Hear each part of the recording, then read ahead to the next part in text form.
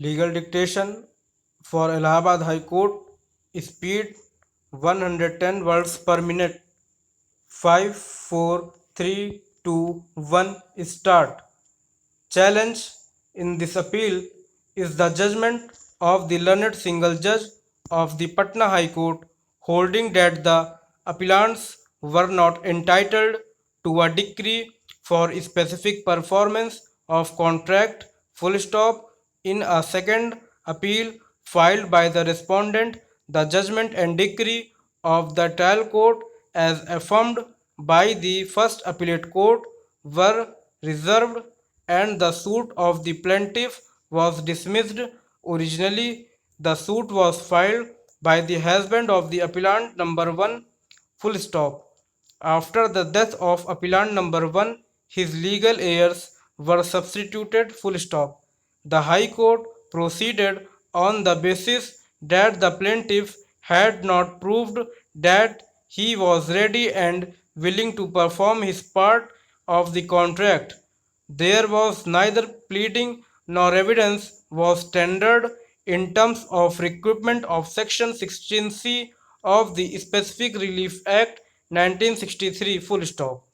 Learned counsel for the appellants highlighted as to how the judgment of the High Court suffers from various infirmities, both factually and on a principle of law, full stop. None appears for the respondent, though she was represented by a counsel who did not appear on several dates of hearing and also is not present today, full stop para.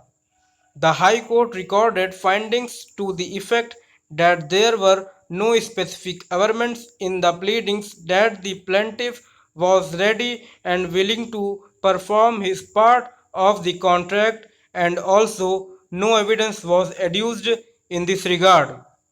As rightly pointed out by learned counsel for the appellants, the findings are contrary to the materials on record, as noted by the First Appellate Court in various paragraphs of the plaint, more particularly paragraphs 18 and 22, specific averments regarding readiness and willingness of the plaintiff to perform his part of the contract have been made, full stop. Additionally, the plaintiff, who was examined as PW9, has categorically stated that he had gone to tender the money, that is the consideration, to the defendant, who was not agreeable to return the sale deeds, and therefore the only course left open to the plaintiff was to file a suit, full stop para. On this ground alone, the judgment of the High Court is vulnerable. Another factor which appears to have weight with the High Court is that even though 1 month time was granted by the trial court to the plaintiff to deposit a sum of rupees 1500, this was not done, full stop. This again is a finding contrary to the materials on record, full stop. There can be no quarrel with the proposition that in a suit for a specific performance of the contract, the plaintiff must prove that he was ready and willing to perform his part of the contract continuously before the date of the contract and the date of hearing of the suit, but the finding that the plaintiff has not proved his capacity to perform his part of the contract, as he was not even ready to deposit the money in terms of the trial court's order, is from, full stop. It appears that no such plea was raised by the defendant before the first appellate court, full stop para. In the memorandum of appeal filed before the High Court in the second appeal also, there was no such plea taken, full stop.